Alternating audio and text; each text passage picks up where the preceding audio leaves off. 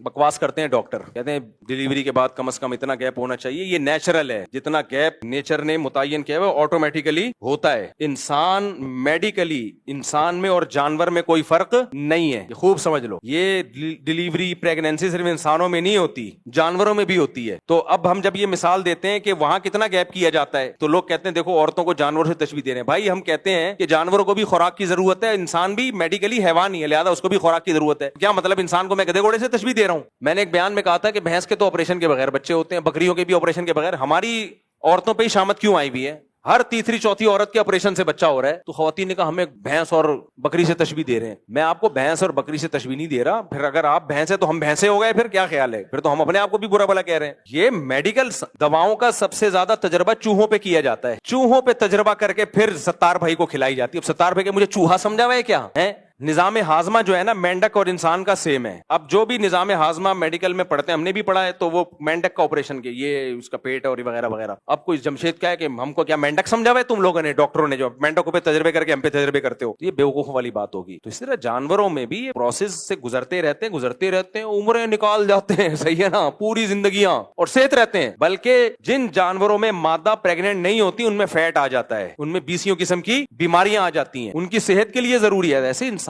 کی صحت کے لیے بھی ضروری ہے۔ تو اس لیے یہ اسلام کا ٹاپک نہیں ہے، تو میڈیکل سائنس کا، اسلام نے تو اس کو موٹیویٹ کر دیا، کیونکہ اسلام اور فطرت ایک ہی چیز کے دو نام ہیں۔ تو یہ ایسی بات ہے بیکار قسم کی، فضول۔ ایک اور آخری بات، کسی نے کہا، یہ مفتی صاحب نے کہا کہ 13 سال کی بچی کی شادی، ہائے ہائے ظلم ہے ظلم ہے ظلم ہے، اتنی سی بچی کہاں پریگننٹ ہو سکتی؟ بھائی آپ کیوں فرضی طور پر باتیں، آپ کسی ڈاکٹر سے پوچھ لو۔ 13 بچی کی رخصتی کا تعلق اس سے نہیں ہے کہ وہ 13 سال کی ہے یا 18 سال کی ہے، اس سے ہے کہ وہ صحت مند ہے یا کمزور ہے۔ اگر 18 سال میں بھی بہت کمزور ہے تو وہ پریگننسی برداشت نہیں کر سکتی، اور اگر 13 سال میں فل فٹ فاٹ صحت مند ہے، یہی وقت ہے بہترین پریگننسی کا، بچہ صحت مند پیدا ہوگا اس سے، تو اس کا تعلق کمزوری اور صحت سے ہے۔ تو وہ کوئی 22 سال میں بھی کمزور ہو سکتی ہے، تبھی ہم جو خواتین بہت زیادہ ویک ہوتی ہیں 24-25 سال میں بھی، ان کو بھی منع کیا جاتا ہے کہ بھئی ڈاکٹر بتا دیتا آپ پریگننسی برداشت نہیں کر سکتی، آپ کی ہڈیاں ختم ہو جائیں گی۔ تو کسی کو کمزوری ہو تو ایک الگ بات ہے۔